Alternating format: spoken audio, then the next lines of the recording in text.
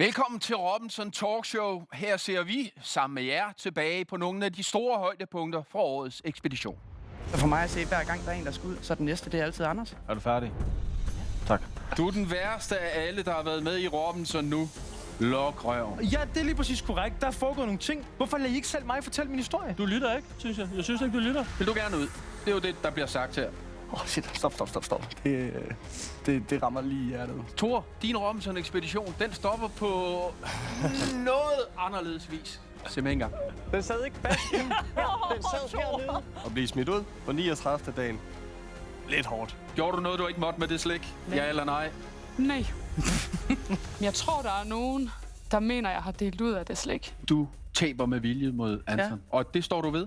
Ja, jamen det gør jeg. Altså, jeg synes faktisk, det er direkte pinligt at se på. Beskyldningerne fyrer frem og tilbage.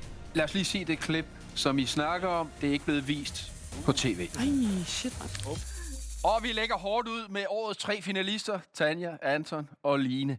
Og det, I lige skal vide, det er, at det her det bliver optaget, inden finalen er blevet vist på tv. Så derfor er det kun jer 3, der er her. Og Anton, det betyder også det her, at det er første gang, du oplever det her øjeblik på skærmen. Kig lige med. Nyd det. Tag den. Tanja og Line. Så er det nu, eller aldrig. Anton er på vej op med den sidste brik. Tillykke, Anton! Du er årets Robinson! Hvor sygt! Ved du hvad? Vi skulle have stemt ham ud, mand. Vi skulle have taget ham! Fuck dig, mand. Ej, hvad hjernedødt. Nej, det er velfortjent. Jeg er fucking vinderen. Jeg er helt over the top. Altså, den her følelse kan ikke beskrives. Wow. Det hele kører på dig igen, mand. Ej, wow. Ligesom når man har set alle afsnittene, man har jo sgu bare parkeret det hele, lige så snart man kom hjem. Jeg bliver nærmest mere rørt nu, end jeg gjorde i det moment, synes jeg. Det var sådan en følelse, det var både det, at det hele var slut, som er en kæmpe gevinst i sig selv, og så det, at man så oven i hatten har vundet hele lortet, ikke? Ja, det... Men Anton, det betyder, nu kan du kalde dig vinder af Robinson-ekspedition 2025. Endelig. Og kæft, man, var jeg skulle høre for meget pis. Folk, der er sikre på, at du har vundet, eller de stemmer dig ud, fordi du er for god af det ene og det andet. Og nu kan jeg endelig bare sige, bror, ja, jeg smadrer det hele. Jeg vandt det hele. Og Line, du står lige og siger, vi skulle have stemt ham ud. Ja, det skulle vi kraft. Hvad sker der så for jer? Hvorfor gjorde I det ikke? Hvis der er nogen, man skulle slå en finale, så er det jo bedst. Jeg var også en ultimativ underdog, og hvis jeg havde stået ham der, så havde jeg jo været the shit. Ja, Så kan vi tage en ommer? Jeg føler mig mere klar anden gang, kan man. Line, din vej til finalen, det sidste step, det skal du lige opleve her. Nej, shit. Yes, lad os se. Ej, jeg håber, jeg er knivskarp. Hold den oppe. På Dennis, du leger med. Hun er kold, mand. Hold den der, 12 minutter. Han skulle bare ud der. Lidt op med armen, Dennis. Hold den op, Dennis. Wow. Fuck. Hvor langt op? Det er op til dig. Det er svært deroppe. Sådan der. Se, Line. Bliv der. Ej, jeg kan se, at jeg er ved at falde i søvn. Jeg keder mig kraftigt. Ikke længere ned nu. Lidt op i vandret. Nej. Jeg kunne han ikke mere. Han vinder. Så sikrer hun sådan lige. Hvor er du fucking streg, mand. Hvordan er det at genopleve det? Ej, det er for sindssygt. Altså, jeg tror, jeg kunne have banket alle sammen i den kniv. Så endelig blev det min tur til at vise, hvad jeg kan. Jeg er sygt stort konkurrencemenneske, så det har været lidt bitter over, at jeg ikke rigtig havde stået sådan for alvor igennem. Men jeg ved, jeg er klog, og jeg er snu, og det fik mig langt. Men jeg skulle jo også lige vise mit værd, og det gjorde jeg. Hvorfor var det okay, at du stod i finalen? Det var super okay at stå i den finale, fordi jeg var taktisk smart. Altså, jeg spillede i begge grupper. Jeg har formået hele tiden at vurdere, hvornår er det, jeg skal trække mig en lille smule, hvornår er det, jeg skal gå ind og sige min mening. Og jeg var aldrig dårligst. Altså sådan gennemsnitligt tøj jeg altid godt med. Men jeg gik lidt under radaren, og det er jo også en måde at spille på. Og jeg var der jo ikke for at tage starten, jeg var der for at vinde løbet. Så i motocross-pro, ikke? Så desværre blev jeg slået af en, der var bedre end mig. Og det må jeg jo acceptere i sidste ende, men det var fedt at banke Dennis. Det var Line. Tanja, nu skal du få lov til at genopleve, hvordan du nåede finalen. Oh, shit. Jeg vidste ikke, jeg havde en balance. Oh, shit. Fuck, man. Du stod bare så stille, men Ja, men lige pludselig sagde det bare... Tanjas teknik var genial, den var. Tillykke, Tanja! Du vinder planken 25. Den stiv ned. Det er sygt, mand. Jeg har vundet planken, og jeg vil aldrig glemme det. Det er jo Robinson. Yes, now I'm here. Var det lige lidt danglingsvillig? Med julekalender her i Christmas time. Tanja, du virker fuldstændig smadret, da du siger her, at du er så glad og så glad. Du er nærmest næsten slukket. Er du træt? Er du udmagret? Altså, det er jo ikke nogen hemmelighed. Vi har jo ikke fået noget mad. Altså, det var sindssygt at stå, fordi det var så intens, når man ikke har fået mad i 41 dage. Man har sovet, for mit vedkommende, 3-4 timer. Det var som om, man kunne ikke være glad. Altså, man gjorde det, fordi man skulle, og det var tv. Men inderst inde havde man ikke nogen følelser. Man stod bare og var helt væk. Men fuck, hvor er det fedt at se nu. Altså, jeg har taget planken. Yes! Ja. Anton. Yes. Pengene. Præmien. 500.000 kroner. De er brugt. Hvad skal de bruges til? Vi skal til Rio. Hele familien. Ej, fedt, mand. Ja. Sådan. Ja, så det glæder vi os til. Det er en tradition i familien, at vi altid rejser til Brasilien en gang om året. Jeg har ikke kunnet så mange gange på grund af fodbold, men nu er det slut med det, så jeg kan komme med hver år. Det har faktisk været et godt år, det her, Anton. Ja, Det har været helt hjernedødt år, når man tænker på det. Jeg har spillet fodbold hele livet. Jeg har formået at stoppe med det. Lige pludselig, det var en stor beslutning i sig selv. Kom med i Robinson. Vinde Robinson. Kom hjem fri til min forlovede, som hun siger nu. Bliv far. Ja. Hvor er det skønt. Det er jo helt sygt. Tillykke med det. Tusind tak. Og dermed er det også slut med hemmeligheder, fordi nu skal vi have de resterende deltagere ind i studiet. Halløj. Værsgo. Velkommen.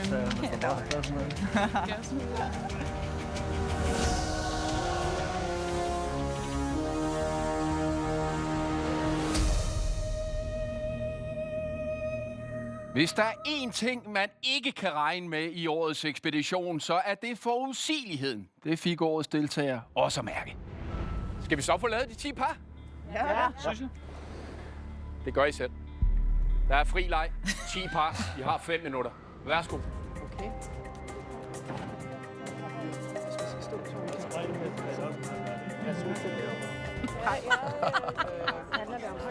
Vi har 5 minutter til at finde ud af, okay, fremmede mennesker, find en, I skal noget med. Alexander, hvordan var det at møde op på Nødø i Malaysia, møde 19 fremmede mennesker, og så lige finde lige præcis den partner, som du kan bruge til noget? Det er jo mærkeligt. Man kan ikke... Du ved ikke en skid. Du kan bare lige kigge på nogle mennesker og tænke, hvad ser godt ud, og hvad skal man... Altså, sådan rent, du ved. Så jo, det var... Altså, du ved, hvad mener du med det? Jamen, du kan ikke vurdere dem ud på anden, end hvordan du lige tænker, hvem gør det bedst, eller hvem gør det ikke så godt i dyster, og så videre. Og det er jo sådan, det må man nødt til at gå ud fra. Du kendte jo ikke folk, eller havde snakket med nogen, så det var da helt klart lidt mærkeligt. Trine, Ja. du møder op, der står 19 fremmede mennesker. Find en partner, som du skal kæmpe sammen med, om at undgå at komme på tabernes ø. Hvad går igennem hovedet på dig? Jeg skal fucking ikke tabe. Altså, det er virkelig vigtigt nu. Og så kigger jeg sådan lidt rundt, og så kommer Sanne faktisk over og spørger, om jeg har lyst til at danne makker med hende. Og så kigger jeg på hende og tænker, det tror jeg ikke er så godt. Jeg har jo sådan dobbelt din størrelse, ikke? Jeg tror ikke, du kan bære mig. Og så kan jeg se, Dennis han render lidt forvirret rundt, og har ikke rigtig spurgt nogen. Og så tænker jeg, okay, jeg spørger herover. Alexander, i løbet af ekspeditionen, der kæmper du lidt mere med at få de her individuelle sejre. Prøv lige at se et lille klip her. Jeg føler altid, at jeg har været god til mange ting, og været altid i mange ting. Det med, at jeg kan sidde i stuen og sige, ja, den kan jeg sgu godt nappe, og det kan jeg sgu også godt, og det der, det ligger lige til mig. Så kommer jeg ned og modbevise mig selv, at jeg ikke kan. Det trænger lidt hårdt på, kan jeg mærke. Det handler ikke så meget om de der skide smørbrød for mig mere. Det handler helt klart om, at jeg bliver ved med at skuffe mig selv. Den ramte lidt hårdt i dag, kan jeg godt mærke. Den er hård lige nu. Det kunne være fedt, at jeg beviste over for både mig selv, men også dem derhjemme, og ikke mindst mine familie og venner, at ved du hvad, det kan jeg sagtens klare. Du står og bliver lidt rørt. Ja, lidt. Det gør man da. Du siger, du er meget ærlig til, at du er en af dem, der har siddet og set på tidligere års deltagere. Kom nu ind i kampen, ikke? Hvad? Og nu er du selv i det. Man havde måske forventet, at man var bedre, end man måske var. Og så lige pludselig kommer man derned og siger, hvad fanden? Hvorfor kan jeg ikke finde ud af det? Hvorfor kan jeg ikke finde ud af det? Hvorfor? Altså, jeg plejer sådan at være ret god til, at sådan, hvis jeg kan visualisere mig, okay, sådan her skal jeg lige kaste den, eller sådan skal jeg lige hoppe over den der, så kører det fint nok. Men at det så ikke går, som det plejer at gå, så bliver man bare sådan lidt, hvad fanden foregår der? Når du sidder derhjemme og kigger, og du er maven fyldt med mad og pasta, og hvad det nu skulle være, så tænker du, at det er easy peasy, man, wow. Men det er bare noget andet, når man kommer derned.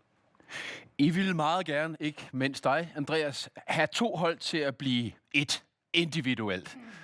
Kig med en gang. Så hold nord. I finder ud af, hvilke træ, der sidder over. Find ud af det. Tak. Jeg giver dig for lov til at kæmpe. Ja. Modtaget. Nå, okay. Vi er enige. Det tog 1,5 sekund at finde ud af. Jamen ved sidste ø-råd, der blev det ret tydeligt gjort klart, hvem der står sammen. Så synes jeg egentlig, at de 4 drenge, som gerne vil kæmpe sig til en plads længere ind i det her spil, de skal have mulighed for at gøre det. Og derfor så er der også 3, der sidder over. Og så forhåbentlig på et tidspunkt kan vi begynde at kæmpe individuelt, i stedet for at kæmpe som hold. Tore, det gik lidt hurtigt for dig, det der. Ja, det må være noget, de har snakket om hjemmefra. Så er det noget. Okay. Ja. Nå, jamen okay. Andreas, du synes, det var lidt spændende, det her, ikke? Jeg var super frustreret over, at man... For det ene ting er, at vi kommer på et hold til at starte med. Kæmper med dem, så kommer jeg over til Nord. Line, Tanja og jeg selv, vi gør ligesom, hvad vi kan for at passe ind i fællesskabet der. Så bliver vi lagt sammen i den samlede enhed, hvor vi tænker, så skal vi kæmpe først og fremmest individuelt. Men det der med, at man skal træffe holdbeslutninger inden en sammenlægning, det synes jeg var åndssvagt. At man skulle have folk til at sidde over. Jeg følte nærmest nu det for de tidligere sæsoner, ligesom at være mærket eller andet, hvor man har ikke mulighed for at komme ind i sammenlægningen ordentligt. Det der med, at man sådan hele tiden skal nogen til at sidde over, og man skal begynde at spille et spil, der handler om det andet hold. Det var bare røvfrustrerende. Så skulle man virkelig tilsidesætte sine egne behov for fællesskabet, eller for et mål længere ude i fremtiden. Og jeg havde også en snak med det nye syd, da vi var ude at spise burger. Jeg sagde, jeg kommer aldrig nogensinde til at tabe en kamp med vilje. Hvis jeg deltager i noget, så kæmper jeg for at vinde. Så det eneste, jeg kan gøre, det er at sidde over i noget, så jeg ikke kan påvirke spillet. Og så tænker jeg, så må det være det, jeg gør her. Men det brændte ind i mig, for ikke at få lov til at kæmpe for mig selv. For jeg ved, hvis jeg har kæmpet den dyst, så har jeg gjort alt, hvad jeg kunne for at vinde. Også selvom jeg kæmpede for et hold, som jeg virkelig ikke rigtig spillede med, udover Line og Tanja. Andreas, jeg kunne ikke drømme om at drille dig, men på et tidspunkt får I jo lov til at kæmpe individuelt. Lad os lige se, hvordan det går. Ja, tak.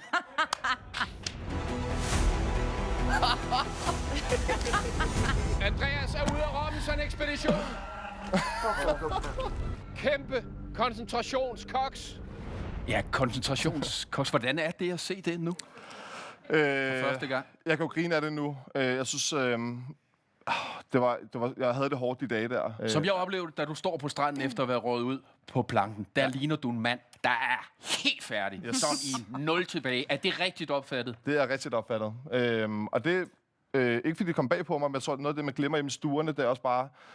en ting er, hvor meget man gerne vil mentalt, eller hvor meget man drømmer om tingene. Men hvis du også har en begrænsning, der hedder, at din krop bare ikke kan mere, så er det jo den begrænsning, der er. Og det synes jeg, det ramte i hvert fald mig selv meget. Der er ikke mere tilbage i Andreas, da han ryger ud. Trine, det virkede som om, der var rimelig meget tilbage i Trine, da hun røg ud. Prøv lige at kigge mig en gang. Du var ikke klar. Læg klodsen først! Trine er ude af Robinson, og I fortsætter! Jeg stopper faktisk med at tænke, da jeg ser, at Trines klodser alle sammen står på hendes podie. Jeg forstår ikke, at ingen af os ikke har set det. Vi har ikke været gode til at rydde hinandens plateauer og passe på hinanden. Så jeg er helt blown away og står sådan egentlig bare og tænker, hvad fanden foregår der? Det er så lidt fortjent, det skider på. Det er det, jeg siger. Hvordan er det at stå og se det her? Det er forfærdeligt. Jeg kommer fuldstændig tilbage i følelsen lige der. Altså, jeg synes, det er så tilfældigt. Det er sindssygt uheldigt. Du kunne lige så godt have slået terninger og sagt, hvis det bliver en 6'er, så er det dig, der ryger, Trine. Vi går jo op i sådan en tilfældig rækkefølge, ikke? Og egentlig så er det meningen, vi skal stå 4 i den ene side og 4 i den anden side. Jeg kan ikke huske, hvem der siger, at det er lidt unfair eller andet. Og så står vi jo bare der, hvor vi står. Jeg har ikke tænkt over, at der ikke var lige vilkår, og at man kunne tage fejl mellem farverne, du ved, mørke, blå og lyseblå. Skulle du have byttet med en af dine kammerater i forhold til bord og farver? Og ja da. Selvfølgelig. Hvem? Det er lige meget. En af dem. Nej. Ja. Der sker utrolig mange ting i Robinson-ekspeditionen. Fair, unfair, retfærdigt, uretfærdigt. Ja. Det er bare sådan, det her. Jeg vil hellere have været røget ud, hvor det var mig selv, der var den dårligste. Så ville jeg tænkt, okay, fair nok, du var bare ikke bedre. Ærgerligt for dig. Men når det bliver sådan lidt mere, tilfældigt. Jeg vil sige, hvis jeg må sige en ting, det var jo ikke helt tilfældigt, fordi for mit eget vedkommende, sådan som Anton, kunne jeg jo aldrig finde på at sætte en klods på. Og jeg siger også til drengene, vi kommer ikke til at sætte en klods på Anton. Nej, det gør det ikke. Og jeg vidste også, at Dennis han var tæt på Anton, så jeg var sådan, i mit hoved var det heller ikke ham, der lå oppe. Men altså, alt andet lige, man kan godt sige det med farverne, men man siger også, så vælger at sætte en farve på dig, kan jo også godt være, fordi man tænkte, okay, Trine kunne vi godt undvære. Ja, det kunne sagtens være, men det var ikke det. Nu skal jeg fortælle jer en hemmelighed. Konkurrencerne i Robinson-ekspeditionen, Jo, der er noget med nogle farver, og så er der noget med det, og så solen, den skinner for meget den vej, og så er der for meget skygge Jeg den har vej. masser af undskyldninger. Men ideen med konkurrencerne i Robinson-ekspeditionen, det er at få jer gode mennesker til at forholde jer til hinanden. Det synes jeg lykkes meget godt her. Enig? Ja, men det er også rigtigt. Godt. Indimellem går bølgerne højt, både på stranden og i konkurrencerne. Det presser deltagerne til det yderste.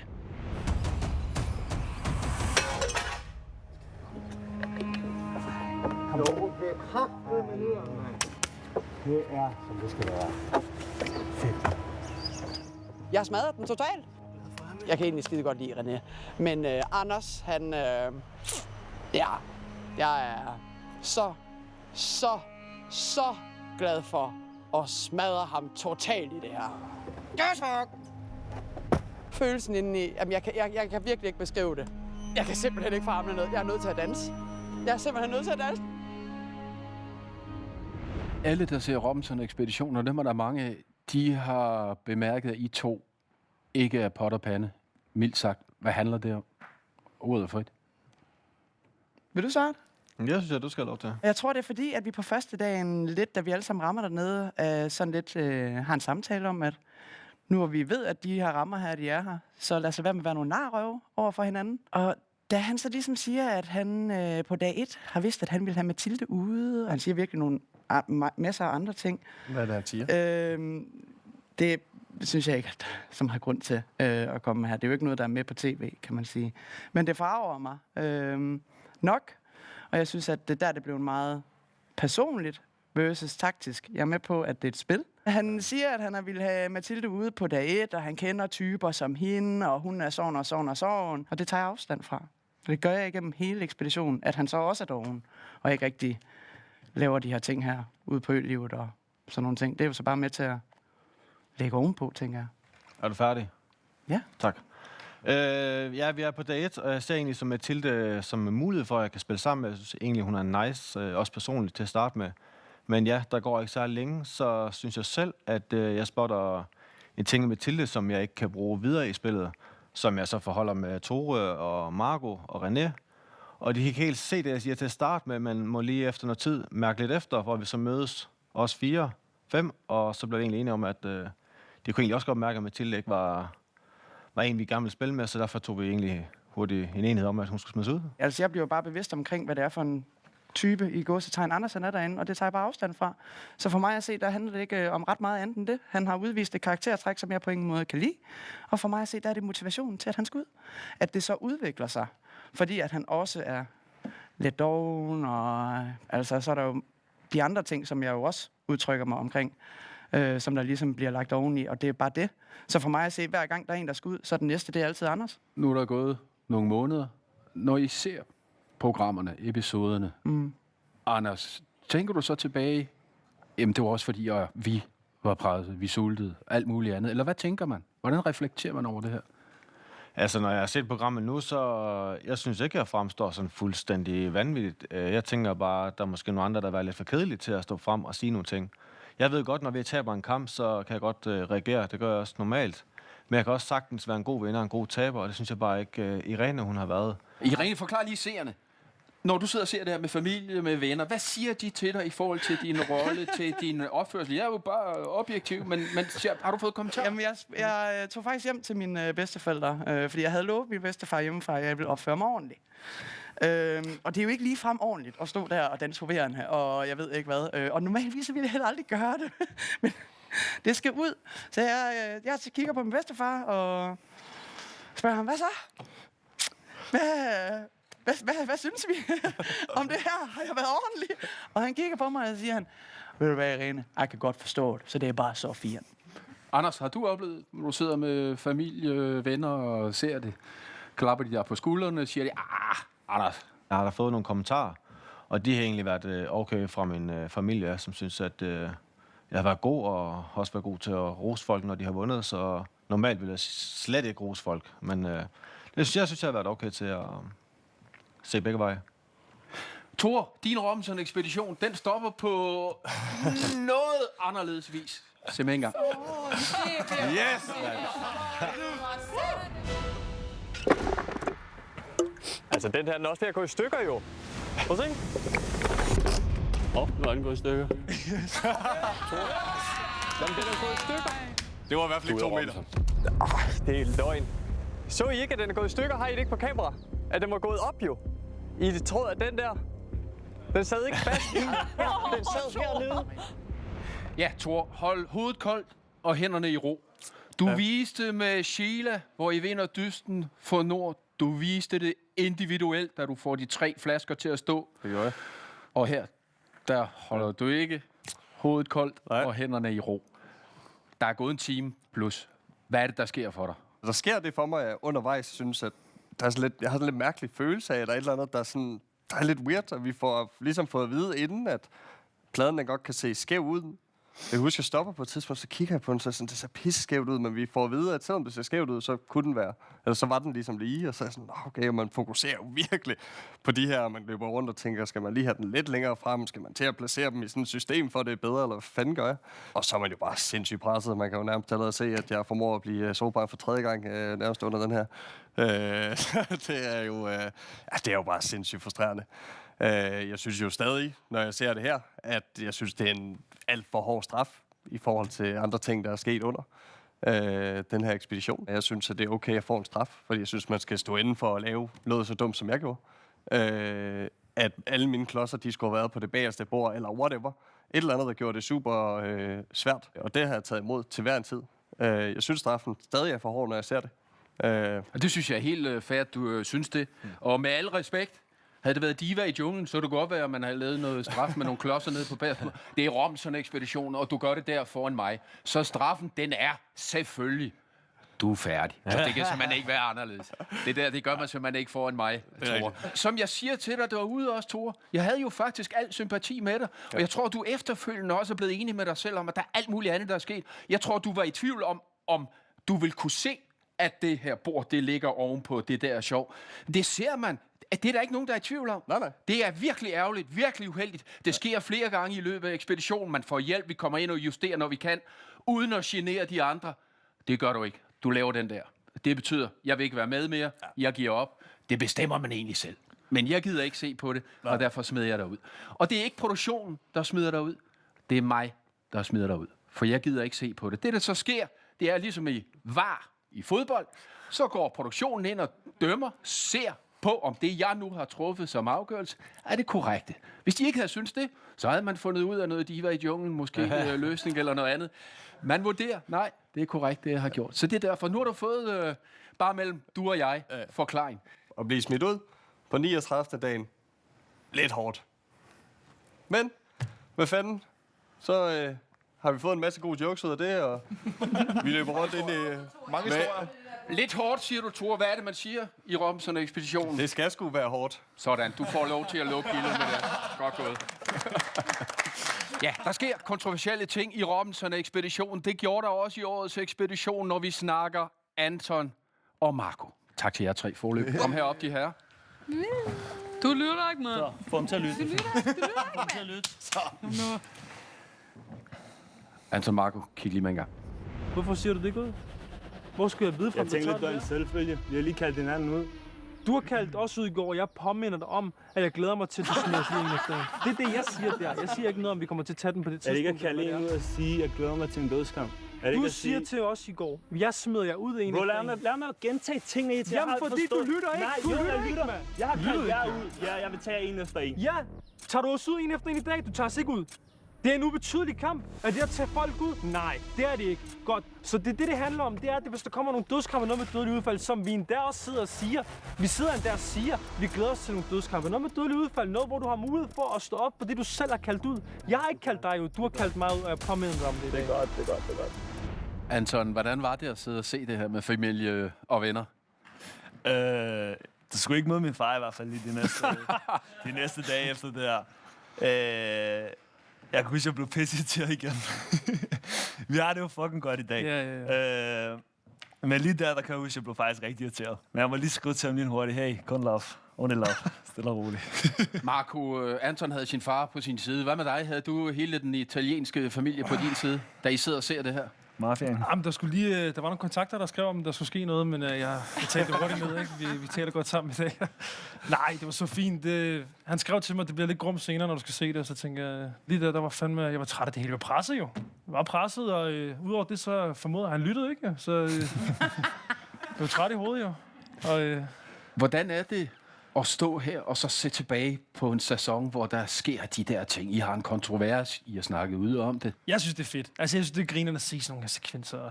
Nu har vi det også godt sammen i dag, det gør det nok lidt nemmere, men det er sjovt at se, hvordan tingene forløber dernede, og jeg kan jo huske den her diskussion, vi snakker om det i vandet lidt kort efter, ikke? Hvor jeg lige må tage ham til side og sikre mig, at jeg ikke bliver slået ned i løbet af natten, ikke?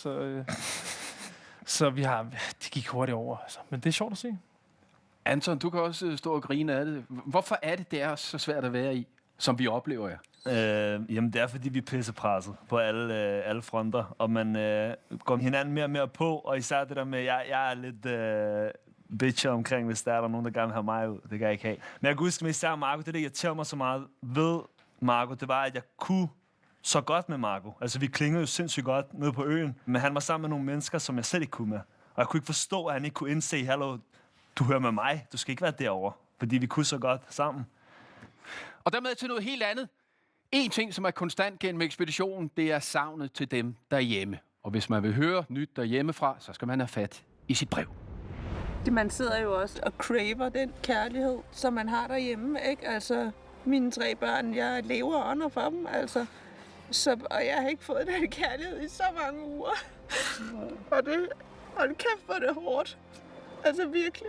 Jeg har haft super mange nætter frem til nu, hvor jeg ikke kan sove, og det eneste, jeg faktisk tænker på, det er, hvordan jeg skal bruge tiden bedre med mine børn og min familie og dem, jeg elsker derhjemme. Og det er det eneste selv, hun har jo det der far. Det er ikke så meget, at far skal være med i Robinson, med der far, jeg skal sende et brev til dig i Malaysia. Sæt med sødt, Anders. Ja, det er jo en scene, som ikke er blevet vist, fordi der ikke er plads til det hele med Sheila. Og stå og se på det her. Vækker det minder?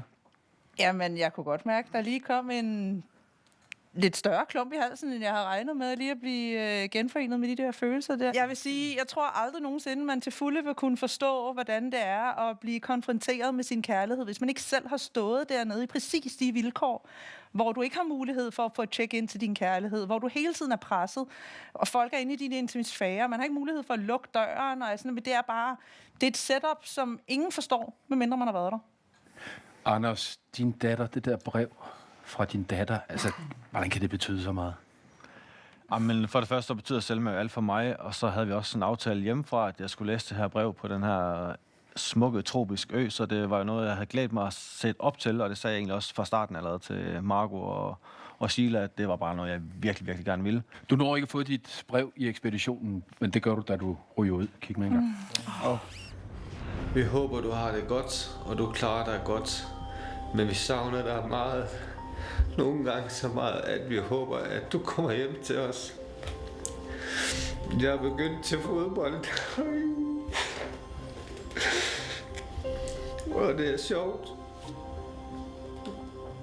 Far, jeg elsker dig helt op til månen og tilbage igen. Og op til solen og tilbage igen. Ja, det kører igen. Jeg beklager dybt. Men det er følelser, det er store følelser, og det er der ikke noget i vejen med. Nej. Hvorfor rammer det der? Jamen, det rammer mig jo til hverdag. Så bor jeg i Norge, så jeg ser ikke så selv med så meget ellers. Og folk skriver også med det, at du kan bare tage hjem til din datter. Nej, det kan man ikke, når man har et arbejde. Så kan du ikke bare lige tage hjem, og færgen og flyet går ikke lige, når du har brug for det. Så det er bare hårdt, det der med væk fra sine børn. Og så det der med, at du ikke bare lige kan tage telefonen og lave en FaceTime-opkald, som jeg normalt kan i hverdag. Så mister du bare lige muligheder, du egentlig har ellers, og så sidder du bare der og forholder dig til, nu er der gået 1 sekund, nu er der gået 2, nu er der gået en time, nu er der gået 2-3 dage. Og så bliver savnet bare større og større, og så hvis man snakker med folk, som selv har børn, jamen så bliver savnet bare igen kæmpe stort. For vi vil jo gerne støtte hinanden i savnet, men vi bliver også spejlet i hinandens afsavn, så det er jo både på godt og skidt, at man rammer den der lille lomme af kærlighed og minder, der bare vælter ind over en ukontrolleret, ikke? Alexander, hvor meget betød savn for dig i ekspeditionen? Inden jeg tog afsted, der var det ingen problem. Der tænkte jeg har boet i Asien i 2 år, og ikke har set min familie eller venner eller noget som helst. Og der var det heller ikke noget problem, fordi der havde dine telefoner, og din mad var fyldt eller sådan noget. Men det betød mere, jo længere hen man kom, så det er klart. Det synes jeg, man fornemmer en lille smule på det klip, du skal se her. Ja, det kan jeg se. Lige måde, mor. Jamen altså. Skat. Har det været en ordentlig omgang? Ja, det. Nå. Skal vi lige samle os sammen? Ja, det skal vi lige. Puha.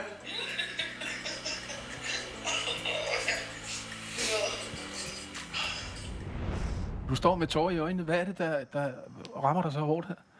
Det ved jeg ikke, altså. Alle ved jo, som folk har været inde, at det har været en sindssyg oplevelse og fucking hårdt også. Så det der med, at man kan komme ud og få den der følelse igen i går. Og hvis der er noget, der kan få mine følelser ud på tøjet, så er det, når mor spørger, hvordan har det været? Shit, stop. Det rammer lige i hjertet. Så det var bare den der følelse, at du fik lov at snakke med hjemlandet igen. Især ens mor, som jeg har så godt med. Så det var det, jeg havde brug for. Det var dejligt. Så ja.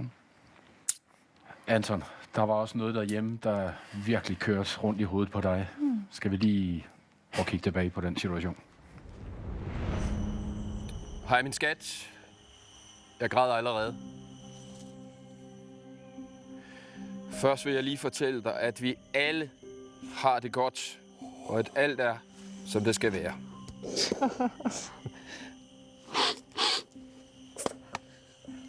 Der er ikke noget, du skal bekymre dig om.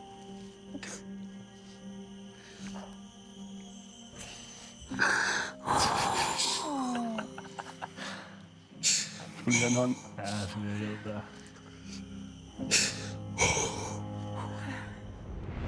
Anton, det er meget normalt, at man skriver til familie, venner, alle har det godt. Ja. Men da jeg fortæller dig, at alle har det godt, så knækker du fuldstændig sammen. Hvad handler det om? Jeg er lige ved at falde jo. Altså, jeg skal have hjælp.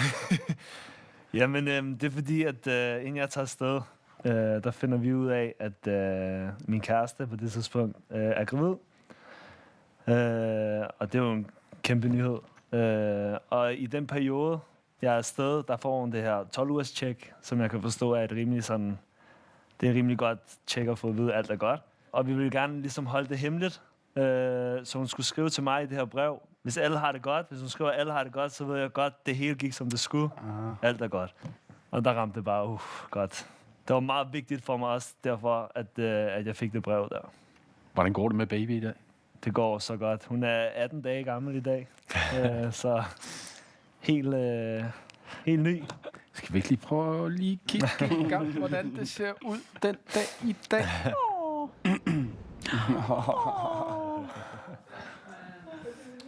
Har vi et navn endnu, eller? Ja, hun hedder Melia. Hvor er det smukt. Hvor stort er det der? 3085 gram. Lige pludselig er der kun én ting, der er vigtigt i livet, og det er hende der. Det er godt at være stærk og hurtig i Robinson-ekspeditionen, men det taktiske, det skal man også have styr på. Dennis, Trine, Sanne, Maria. I 4 har fået en forfærdelig start på den her ekspedition. Dennis, kom i gang.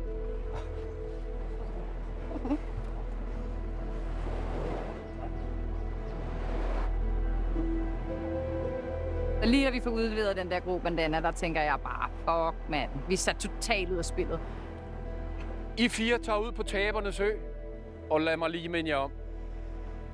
Det er en af jer 4, der forlader årets ekspedition som den første. Afsted med. Vi ses. Fin start, Dennis. Fremragende.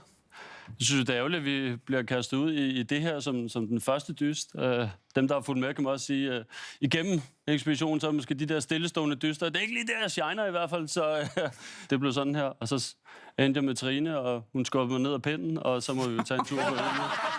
Så det var der skete. Så du så det, jeg så det. Nu har vi set det alle sammen. Eller set det. Og nu har Dennis sagt det, så må det være sådan, der. Det er bare sådan, der jo. Ja, jeg skubber ham. Jeg vender mig faktisk om sådan i sådan en ninja. Hvor mange gange når du har fortrydet, at du havnede med Dennis? Altså, til at starte med, sådan ret mange gange faktisk. Ja, men der går måske nogle timer, og så tænker jeg, okay, han er sgu da faktisk ret cool alligevel. Siger nogle fede ting, og banner ligesom mig, og så connecter vi lidt over det. Og så har han også, hovedet med, selvom han kommer med nogle lidt crazy udtalelser nogle gange, ikke? De kommer, før du tænker. Men når vi taler sammen, og du rent faktisk har tænkt tingene lidt igennem, så er han faktisk rigtig, rigtig, rigtig klog. Men Dennis, uanset hvem I er, der har flået den anden ned, så endte I jo faktisk med at spille sammen. Ja. Hvorfor det? Jamen, Trine sagde det meget godt. Efter et par timer derude, og Trine har været i vandet og rasset lidt ned, så fandt vi egentlig ud af, at vi havde lidt den samme gameplan fra start af. Trine, på Hold Syd var det de 2 fra Tabernes Ø, der røg som de første. Sådan var det ikke på Nord. Hvad gjorde I? Er I gode taktisk? Ja, det synes jeg, vi er. Vi lagde lidt en plan ude på Taberøen, og uanset hvad, når vi så kommer ud, så må vi bare ligesom lure det hold, der nu engang er. For de havde jo også, og det er jo reelt nok, det havde vi nok også selv gjort, sidst ind først ud, ikke? Det er klart. Men hvis der nu var en, som allerede sådan var lidt irriterende over for nogen, så måtte vi jo bare sådan, okay, hvem er der flest af, hvilken alliance er størst, den skal vi bare ind i. Koste hvad det koste vel. Og man må give undskyldninger, selvom man ikke har lyst, og man må smile ekstra, selvom man er træt. Det lyder som om, I virkelig har haft et taktisk op og vende rigtig mange gange. Var det hele, der var, når I snakkede? Nej, for der er også mange ting i det. Der er også Sydøen derovre på den anden side. Vi kunne også godt se, at der stod nogle store drenge og også nogle fede personligheder der. Så for mig startede det allerede tidligt, da mit hold valgte at sende mig i dødskamp mod Maria der. Jamen, da vi mødes derovre, står jeg jo også og lægger meget vægt på, at jeg er kommet ordentligt ind på Nordøen. Jeg synes, at det er lidt skævt derovre, og det er svært. Og jeg vidste jo mere, jeg trykkede på der, jamen, så er jeg helt sikker på, at Maria ville gå over på Sydøen selvfølgelig og fortælle, at Dennis han måske ikke var tilfreds med at være der. Og i en eventuel sammenlægning vil det betyde, at jeg måske kunne gå over til Syd og sige, jamen, hey, jeg har allerede sagt det tidligere, så hvis I vil have mig, jamen, så kan jeg godt gå med her, og så kan jeg gå mod de andre. Omvendt fortalte jeg jo også Nordøen, da vi kom tilbage. Jeg havde sagt det her, netop for at sige, jamen, så kan det være, at de tror, at de kan få mig med, og så kan vi så stikke nogle af sydbeboerne i ryggen, hvis den tid kom. Det er sjovt med dig, Dennis. Altid, når man lige tror, du er ved at være færdig med sætningen, så har du lige et halvt minut. Er det ikke rigtigt? Det er helt vildt. Det er fantastisk. Okay. I to af de store supertaktier i årets ekspedition. Tak til jer. Og nu skal vi have Marco, Andreas, Tanja og René her.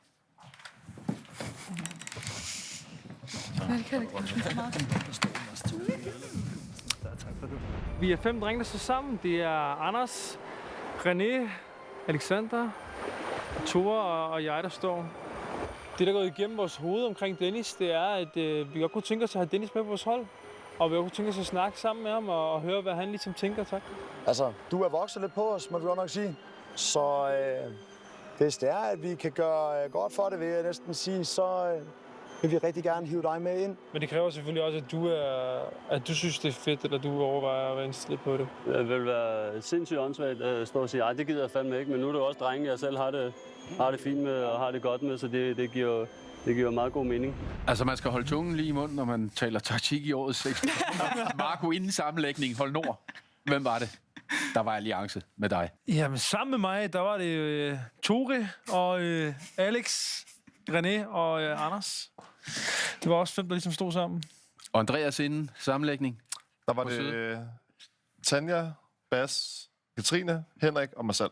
Eller Henrik var så ude, så det var uden Henrik, ja. Marco, en af de ting, I virkelig har forholdt jer til efterfølgende også, det er det her inden sammenlægning med harmoni på syd, og ikke så meget harmoni på nord. Ja. Hvordan er det med det der harmoni, når du ser på? Jeg så det mere, når jeg ser det på tv, også som diktatur. Og det tror jeg også nogle gange, vi mennesker faktisk godt kan lide inderst inde, og bliver forblændet af. Jeg ser det, når jeg ser det på tv. Et Hold Syd, der har 2, der ligesom styrer det, og så nogen, der ligesom ikke rigtig modsiger. Hvem er de 2, der skal have navnet? Ja, de 2 store herrer jo. Bas og den kære Andreas her. Anton og Andreas. Ja, Anton og Andreas. Og der synes jeg jo mere på Hold Nord, at vi ligesom giver plads til, at alle kan komme ud og komme i duel. Men jo, jeg synes, der er nogle ting, når man ser det, som gør det her harmoni-ord. Det falder jeg sgu ikke for, når jeg ser det. Og det var jeg selv, der kan komme med det, Tanja, for det er ikke noget, vi finder på. Så det er jeg selv, der siger, hvorfor mener du, at der var harmoni på syd? Jamen, jeg tror egentlig, at Henrik, han starter den rimelig fint med, at han mener, at han har fået et harmonihold. Og vi ser jo også, at den glæde, vi har på Sydstranden, den egentlig bærer vores konkurrencer rimelig godt. Altså, vi præsterer jo, og vi vinder, og vi får masser af mad, eller det er jo nok lidt begrænset. Ingen tvivl om det. Jeg tror faktisk, jeg har samme vægt, som da jeg startede, næsten da I smutter, ikke det? Hold nu kæft, jeg tror, det var en... Hvor blev Robinson af? Jeg tror, at det var en fordel, at vi kunne holde en god tone over ved os.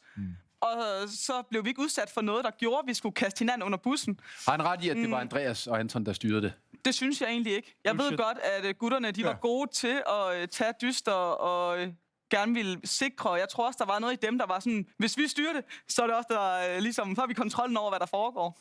Jeg vil sige, jeg kan godt følge, hvad Marco han også siger. Det der med, at det var meget mig og Bas, der styrede det, fordi vi havde altid en meget klar idé om, hvordan vi skulle gribe en konkurrence an. Ja. Vores hold var jo så gode til at tilsidesætte deres egoer for, at vi i en højere enhed kunne vinde sammen. Det var jo ikke os, der løftede det. Ja, men det var ikke antallet af jer, der løftede konkurrencen alene. Det gjorde vi jo som hold. Men hvis vi havde en idé, så kunne det godt være, at vi lyttede på den. Jeg tror modsat på Hold Nord, der var der mange, der havde mange idéer, og der var ikke mange, der ville tilsidesætte deres eget behov for andres. Og det tror jeg var det, der gjorde, at der var mere harmoni på vores strand end på Nord. Er det fair, René? Det ved jeg ikke rigtigt. Jeg synes da egentlig, vi lyttede meget til hinanden. Jeg vil jo sige, at jeg har været dybt chokeret over, at det fra data, at vi rammer. Det er jo ikke ret meget, vi ser desværre. Men vi har et par piger, der bygger en hel lejr op for det første. Det er ikke mandehænder, så det vil jeg sige, det er kvindekunst, der bare bygger en hel ø op. Mændene blev sendt i junglen, vi prøvede at lege lidt med ild, ellers så fandt vi brænde. Så jeg synes egentlig, at harmonien har været på vores ø fra dag i dag. Jeg synes heller ikke, at vi havde noget splid til at starte. Jeg ved godt, at alliancen over var også startede rimelig tydeligt, men vi har alle sammen set Robinson før. Så vi ved godt, et eller andet sted, så skal der pusses og nuses rundt et eller andet sted rundt, ikke? Og så kan man sige, at nogen de er gået fri fra alliancen, eller hvad skal man sige, det er jo imponerende. Men i demokrati er der flere, der har en stemme, og flere, der har noget at sige, og ofte så kan det godt skabe noget tumult, når der er flere, der gerne vil være med om at snakke, og udover det, så havde vi måske også på Hold Nord en del, der gerne vil være main character, mig selv inklusiv. Så og det kan godt nogle gange skabe nogle issues på en ø, kontra Hold Syd. Altså, vi er alle sammen kommet hjem i god behold, så helt slemt må det da ikke have været. Ej. Det var taktikken. Nu skal vi til nogle af de sager, som skabte store overskrifter i pressen. Anton har 2 af 5 farver. Mangler blot 1, så lever han videre i ekspeditionen. Irene skal have fat i alle 3 farver. Spillet er i gang.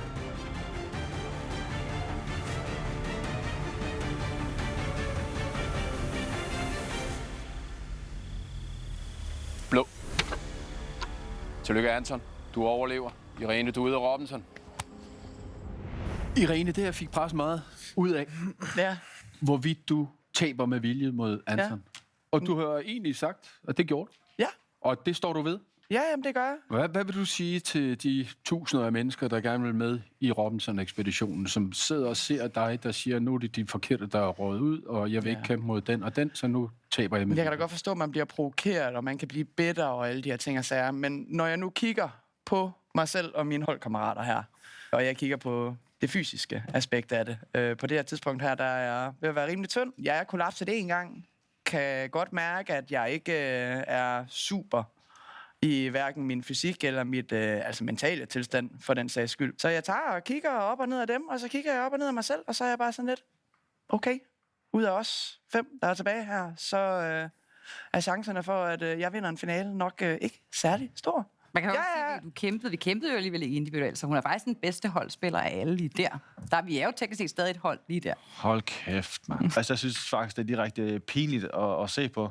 Så er jeg næsten hellere gå ned til en deltagersvarlig og sige, hvad jeg tjekker ud her, i stedet for at stille sig op der. Altså, det var så pinligt at se på. Det synes jeg virkelig. Det er sgu mere pinligt at tude Anders gennem hele og have ondt alle steder, og gå og fortælle, at man gerne vil ud, og så i det mindste have noget selvindsigt, som Irene har, og siger, det her, jeg kan ikke mere. Jeg kigger på mine holdkammerater og siger, I kan vinde, det kan jeg ikke. Så lad mig så stå og sige, det er pinligt. Hun kunne ikke mere. Hun gav op, hun kiggede på os andre og siger, I kan vinde, det kan jeg ikke. Hvis det ikke er at være en holdkammerat, så ved jeg fandme ikke, hvad det er. Nej, men nu kan jeg godt høre, at Vestegnen er vundet op derovre, men vi ser det i hvert fald forskelligt. Jeg synes i hvert fald bare ikke, at man kan stille sig op til en kamp og så tabe med vilje. Altså, vi sidder en masse, der er blevet valgt til at være med i det her. Men du vil jo også gerne ud. Hvis det ikke snakker færdigt, så sidder der også 4.000 andre, der rigtig gerne vil være med i Robinson, og så står vi her og taber med vilje. Jeg synes, det er pinligt at se på. Men hvorfor har du så haft det travlt? Jeg går ikke ind på en isskybane med en skøjt, jeg tager begge skøjter på. Det skal vi da. Hvorfor vil du så gerne hjem hele tiden? Jeg vil ikke hjem. Jo, du vil hjem. Nej, jeg vil ikke hjem. Det ved jeg ikke en skid om. Hvorfor går du siger det til alle? Så? Jeg siger ikke til alle, jeg vil hjem. Jeg siger, jeg har et savn til min datter, jeg har ondt i min ryg. Nej, det betyder ikke, jeg vil hjem. Det du siger nu. Hvis jeg skulle hjem, så er det fordi, det er en læge, der tager mod, fordi det ikke er ansvarligt. Du vil meget gerne have, at der var en læge, der tog dig ud. Jeg vil gerne tage hjem, hvis det var, at jeg havde... Det ikke var ansvarligt med min ryg, men det var ansvarligt. Så derfor kæmper jeg videre. Hvorfor bliver du så ved med at spørge, kan ikke bare tage mig ud? Tag mig nu ud for helvede. Og du spørger os alle sammen, om vi ikke nok vil stemme på dig. Og så tænker vi, nej, det gør vi ikke, fordi du giver op alligevel. Jeg taber ikke en Gjorde vilje. du så ikke? Respekt for det? det gør jeg nemlig ikke. Nej, respekt for det, men du har ikke været andet at tale om, hvor meget du gerne vil ud.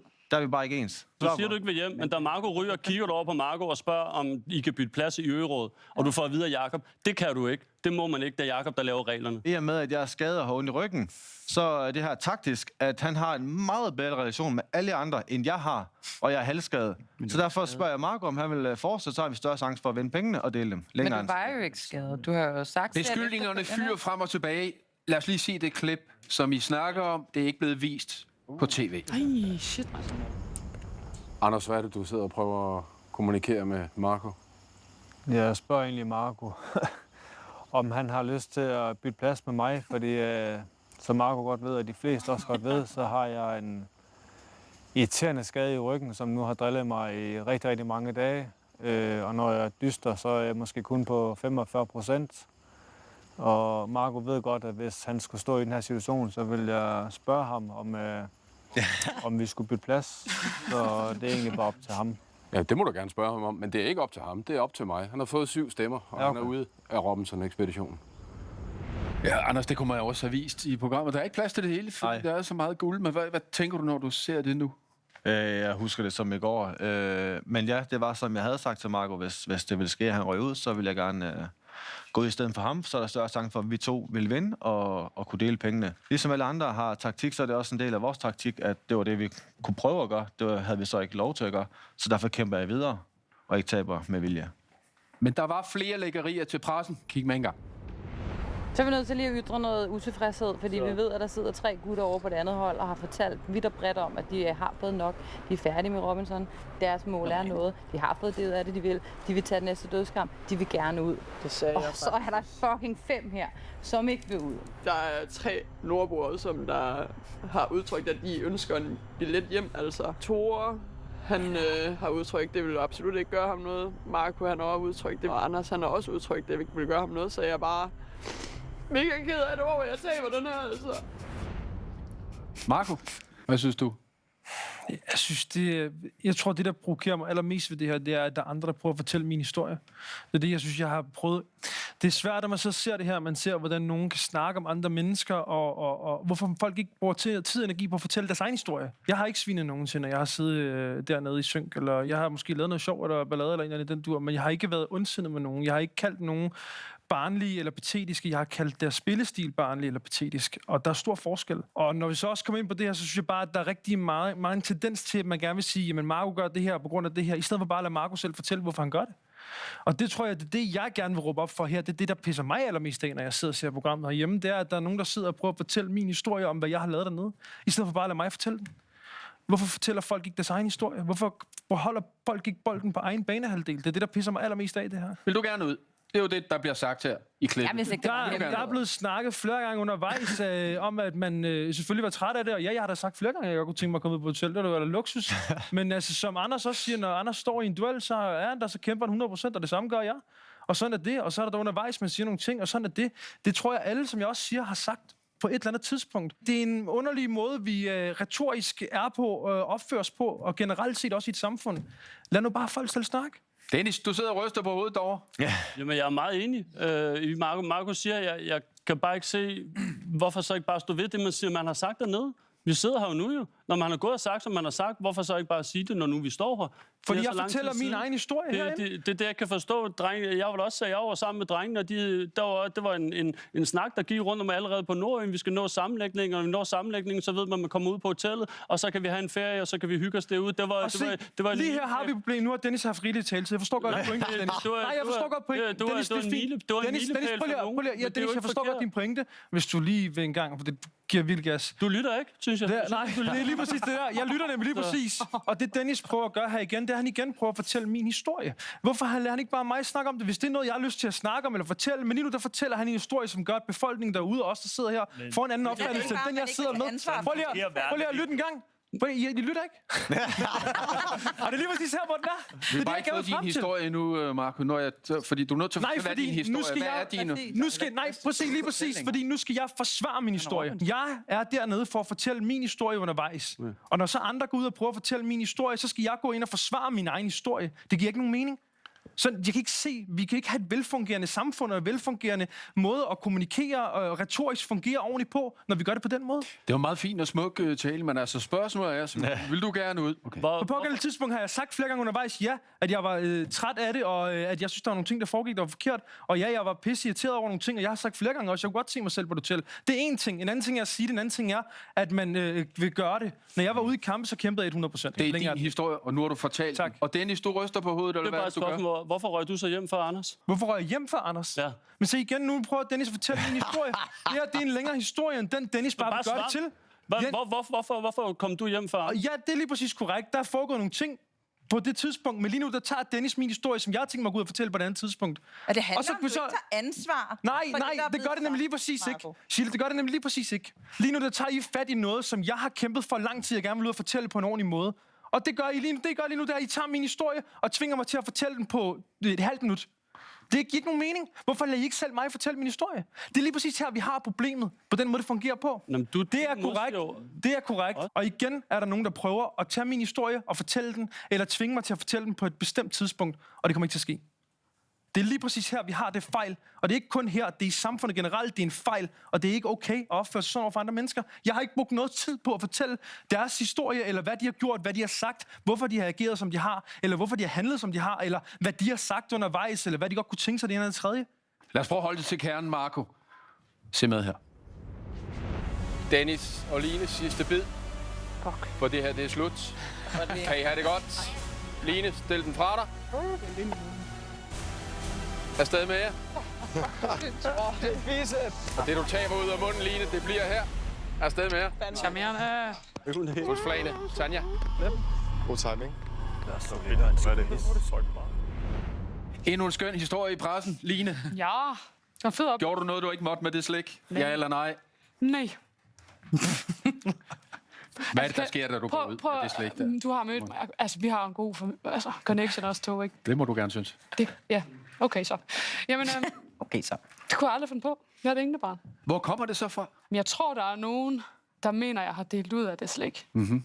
Men som jeg erindrer det, så vil jeg blive kvalt i det der slik. Det smagte dejligt. Og så spiller jeg det ud, da jeg kommer ud fra dysten der. Og så er der nogen, der gerne vil smage. Og det slipper de så heldigvis ikke afsted med. Men som kompensation på at kravle lige under bordet, det er lidt usekset. Så har jeg selvfølgelig taget lidt slik med i dag. Nej, du har gemt det helt derfra. Ja, til dem, der føler sig snydt. Jeg synes, de skal have et stykke. Måske dig, Anders.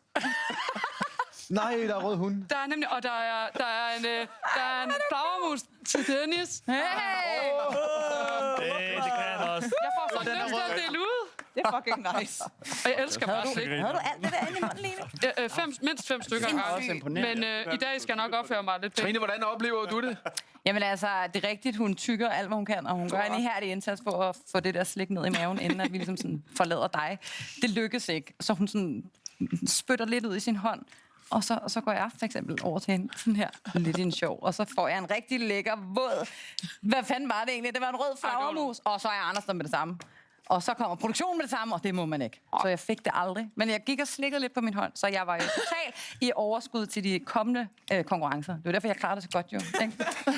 Jeg kan godt forklare det. Ja, det lyder barnligt. Jeg ser barnligt, det er det også. Ja. Vi giver det jo ikke for noget herhjemme, en flagermus, men når man går rundt dernede, og ja, Seje Anton, han lige køber os over alle sammen, når vi laver en aftale på øen, og der er ikke noget, der holder, så bliver man sådan meget hurtigt sur over sådan en skide lille flagermus der. Ja. Og det sker desværre lige foran mig. Og jeg ser deltageransvarlig. Hey, kom nu. Det når jeg sådan en gang sige, at han også selv har set det, og så løber han bare over og spyt ud.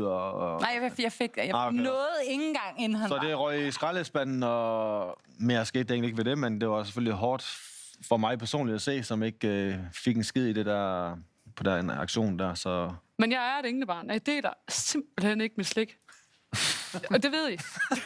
Sådan, Line. Så kan det simpelthen ikke sige skarpere. Og det var... Jeg skal komme tilbage. Det var dermed årets Slikgate. Og nu skal vi til noget, som er en smule mere alvorligt. I kære ser, I er jo virkelig skønne, når I kommenterer, kritiserer osv. osv. Men der er ganske få af jer, der går over stregen. Og det er det skal handle om nu. Han er så klam og helt ude i hampen. Hvordan kan man behandle andre mennesker, som han gør? Jeg håber ikke, han har nogen venner. Og den anden lyder, du er så pivringe i Robinson, det er pinligt at se på. Og så har jeg slet ikke snakket om din opførsel endnu. Din nørd. Det er... det kommer ikke som nogen overraskelse. I to har også modtaget. Anders, hvordan er det der? Vi har lige haft en pause her, så åbner jeg bare lige op på Instagram, og det første jeg ser, det er bare en ny besked, hvor jeg bliver svinet til, at jeg er den værste deltager. Prøv at læse den op, ellers så skal jeg gøre det, hvis du... Ja, hold dig fast. Du er den værste af alle, der har været med i Robinson nu. Luk røven. Luk røven. Jeg går ud fra, at I oplever noget, der er endnu værre også, selvom det der det er slemt nok. Hvor går grænsen for dig? Det gør det, når det går på min familie. Jeg har selv valgt at være med i Robinson, så jeg må også stå frem, og så kan folk skyde på mig. Det er fint nok. Men snart vi går over på venner og familie, som ikke er en del af det, og ikke valgt at være med i det, der synes jeg, vi går over stregen. Har du været udsat for det? Ja, det har jeg. Og det er sågar min datter og sådan noget. Hvorfor vil min daværende ekskæreste have børn med mig? Hvordan kan jeg være far for Selma? Jeg får det helt hårdt over at tænke på det. Ja. Marco? Jeg har mest lyst til bare at finde forældrene, og så lige sende dem beskeden og spørge, om det kan være rigtigt, at deres søn eller datter skriver på den måde. Og at man kan få sig selv til. Først og fremmest skal man have hver sine holdninger derhjemme. Det er ikke noget imod. Folk kan synes, jeg er en idiot, eller synes, at min ved det ene eller andet, jeg er sgu ligeglad med. Men det der med, når man har behov for at kontakte folk, jeg forstår det simpelthen ikke. Jeg synes, det er decideret. Ja, det er vanvittigt. Jeg kan ikke engang sætte ord på det. Det må være talkrummende at sidde og have sendt besked. Og jeg kan godt sætte mig ind i det der, fordi at, selvom jeg ser en person i fjernsynet, så har jeg ikke noget grundlag for egentlig at sige eller synes om den person, for jeg kender ikke personen. Så jeg kan egentlig ikke sige noget, jeg burde egentlig bare selv lukke røven. Jeg kan sige noget om folk, jeg kender, men sådan noget som en person i et tv-program, jeg har ikke noget grundlag for at fortælle, om han eller hun er sød eller dum. Så, ja. Du nåede til et punkt, hvor du faktisk valgte at skrive et opslag. Hvorfor gjorde du det? De kan skyde alt de vælger på mig, det skal nok holde til. Men når det går over på familie og venner, så bliver jeg ked af det. Venner derude, husk lige, de her skønne deltagere, de er blevet håndplukket blandt flere tusinde mennesker der, til at deltage i Danmarks største reality-program. Bølgerne går højt, fordi de vil det så meget. Forhold jer kritisk til dem, men tænk jer lige om en ekstra gang, inden I fyrer noget af på de sociale medier. Og så, her til sidst, synes jeg lige, vi skal høre deltagerne, hvad de egentlig har fået ud af at deltage i ekspeditionen. René, du er ude af Robinson ekspedition. Det er jeg.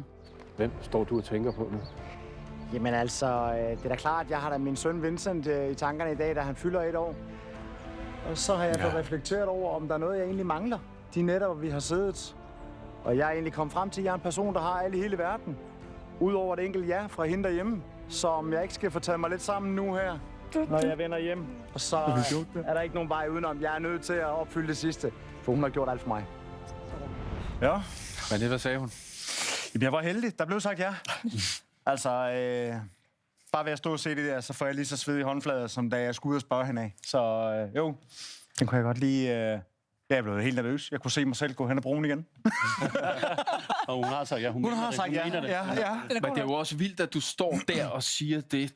Altså, bølgerne er virkelig gået højt. Og så er det lige det, du tænker her. Altså, hvorfor?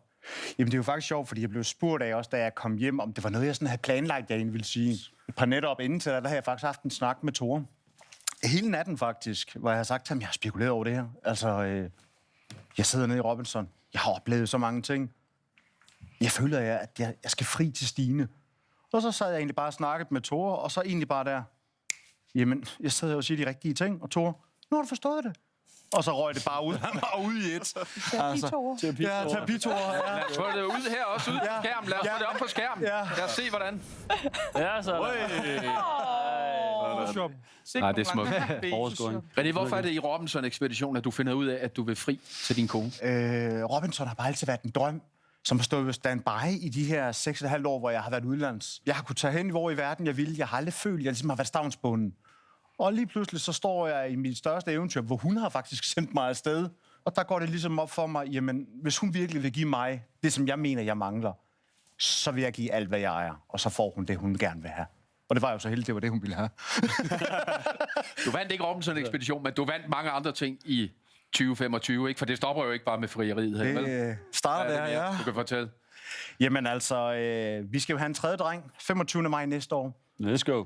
Så Du bygger et fodboldhold? Jeg bygger et fodboldhold, og faktisk 10 dage inden, at jeg sidder på knæ, der kommer begge drengene gående ind med en positiv test, så der var jeg ved at falde af sofaen. Så det var sådan lidt bum, bum, bum oven på hinanden, ikke? Så jeg glæder mig helt vildt. Tillykke til jer begge to med den skønne nyhed. Tak. Og Thor, nu skal det handle om dig. Simpelthen en gang. Så jeg tager i hvert fald fuld ansvar for mit, og det lover jeg i hvert fald ikke kommer til at ske igen. Så jeg håber i hvert fald, I kan tilgive mig. Den Thor, der var før jeg begyndte min selvudviklingsproces, han på en eller anden måde er kommet lidt frem igen, måske, i lyset, hvor han godt kan lide at tage en magtkamp i stedet for at tilgive og kigge indad.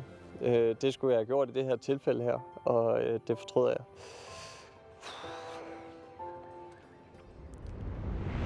Det rører dig nu også, Thor. Ja, det gør det da. Det er den gamle Thor, der vender tilbage. Ja, jeg har lært så meget om mig selv og om mennesker. Og, ja, altså det der med at stå ved en dyst. Altså jeg kan huske alle dyster, jeg stod op til, så stod jeg og tænkte, hvad fuck laver jeg her, mand? Altså hvad fanden er det her, man? Jeg kunne være derhjemme og leve mit liv, altså. Du står jeg kraftet med her og skal ind og jeg kaster med kokosnødder. Altså det er jo helt sindssygt, for at folk kan se det derhjemme. Men altså, når man så kommer ind, eller du ved, for eksempel med Sheila og jeg, hvor vi så kommer ind, og så performer vi kraftedeme til perfektion, og når man er færdig, så tænker man, hvorfor lever jeg ikke mit liv på en øde ø? Det tænker man jo nærmest, fordi hold kæft, man kan lære meget af sig selv. Altså, man lærer, der er ikke langt fra at tænke, man overhovedet ikke kan noget som helst til at føle sig som konge i verden, kan man sige. Og det eneste, det kræver, det er, at du fandme går ind og prøver nogle gange. Ja. Veltalt, Thor. Dennis, nu skal det handle om dig. Ja. Dennis, som har stået med Trine fra dag 1 og røg på Tabernes Ø sammen med Trine. Hvad gør det her ved dig? Det skammer mig, Jacob. Flår mig. Jeg har 2 søstre derhjemme, der får Gud og passer på mig. I Trine har jeg fået en stille lille søster lige pludselig, føler jeg. Det er pinligt, at jeg ikke kan passe på hende i det her. Hvis måske jeg skyndte mig lidt mere, så har jeg nået den først. Men jeg har ikke... Jeg får ikke orienteret mig ordentligt til Sydlandet. Vi havde muligheden, og jeg kostede Trine en tur på Tabernes Ø, og føler også, at jeg kostede hendes liv her. Jeg skammer mig. Det skal du ikke. Det er stærke sager, Dennis. Ja. Altså, bliver du overrasket over, hvor stærk en relation man kan få med et andet menneske på så kort tid? Ja, nu fanger du mig jo lidt, for jeg var jo lidt i starten, da man tilmeldte sig og blev castet og sådan noget, så stod jeg jo lidt og undrede mig over alt det her tuderi nede på de her øer her sidste år, for eksempel med Tjerno, der slog fingeren, og så sad der et par mennesker og græd, fordi han har slået sig. At det kan jeg slet ikke sætte mig ind i, og forstå, hvordan man kan blive så tætte, når man kun har været dernede i en 10, 12, 14 dage, og nu var vi selv inde på det med børnene tidligere. Det kan folk bare ikke forstå, og jeg har jo sgu selv forstået det. Nu forstår jeg, hvad han siger. Nu snakker jeg med Jesper, der var med sidste år, som også en gammel fodboldkammerat, og han sagde, jeg kan ikke forklare det, Dennis, du er nødt til at tage ned og prøve det på egen krop. Jeg synes, man lever lidt under ikke en krigstid dernede, men det føles lidt sådan, fordi man er så presset, og man bliver udsat på så mange forskellige måder, så man søger tryghed, man søger nærvær i nogle mennesker, som man har nogle relationer til, og de bliver bare større og større, og det er svært at sætte sig ind i, hvis man ikke har siddet dernede. Så jeg kan godt forstå, at folk bliver ked af det, når deres venner er ude. Jeg kan også godt forstå, at man har det med deres børn, og brevene kommer, og man reagerer, som man gør. 100%. Altså nu har jeg siddet dernede og været en del af det. Trine, du reagerer også skarpt på det her klip. Altså det der med de der relationer. Du kan ikke sammenligne det med noget andet. Altså, du er altid omgivet af en telefon, eller flere mennesker, eller her der er du bare fuldstændig isoleret kun med de her mennesker. Altså, det kan ikke beskrives. Hvis ikke du har prøvet det, så kan du ikke forstå det. Og jeg kunne heller ikke forstå det. Jeg var villig til at køre hvem som helst ned, da jeg kom derind. Jeg var ligeglad. Jeg havde masser af venner derhjemme. Men du får bare nogle følelser for de her mennesker, og du lærer dem at kende. Det er den mest intense måde at lære mennesker at kende på. Mm. Sheila, du var også på en alvorlig rejse. Har den flyttet dig? Har den flyttet din måde at leve på, angribe livet på? Jeg er jo faktuelt flyttet fysisk, kan man sige. Så der er der blevet flyttet noget fra A til B. Hvad har du gjort? Jamen, jeg tror, at for mig var Robinson blandt andet et check-in på, om jeg lever eller om jeg overlever, og muligheden for at kunne få lov til at tage sit liv op til evaluering er jo en gave i sig selv, hvis man spørger mig i hvert fald. Og jeg tror, jeg landede på en bundlinje, der hed, at der var nogle mennesker, der betød utrolig meget for mig, som måske var i et eller andet format underrepræsenteret i min dagligdag i hvert fald. Og det gjorde jo, at jeg 3 uger efter jeg kom hjem, sagde min lejlighed op og købte et hus tættere på mine søskende. Så jeg flyttede 150 kilometer. Det er også lidt meget. Men nu er jeg måske også et temmelig proaktivt menneske i hvert fald i forhold til, at du ved, nogle gange er der bare nogle ting, du selv skal gøre for at ændre ting. Ligger tingene i din kontrolcirkel, then do shit about it. Ikke? Meget reflekterende, Sheila. Og nu får du det helt store forkromede spørgsmål. På bagkant af en fantastisk ekspedition. Hvorfor skal de kære seere derude overhovedet overveje at melde sig til Robinson-ekspeditionen 2026? Alle har fundet et eller andet på bundlinjen og truffet en beslutning, og at stort set alle, jeg har snakket med, har rent faktisk gået hjem og handlet på det for at gøre deres liv bedre, eller leve det mere fuldt ud. Det er sgu da smukt. Tænk, at kunne få lov til at få den gave. Dennis, den er ikke nem at komme efter den her. Kan du finde på noget fornuftigt i forhold til, hvorfor man skal melde sig til Robinson? Der sker jo sgu bare noget med en, når man sidder dernede, og man får tænkt over tingene, og man får prøvet nogle ting, som man ikke selv havde regnet med, at man kunne også.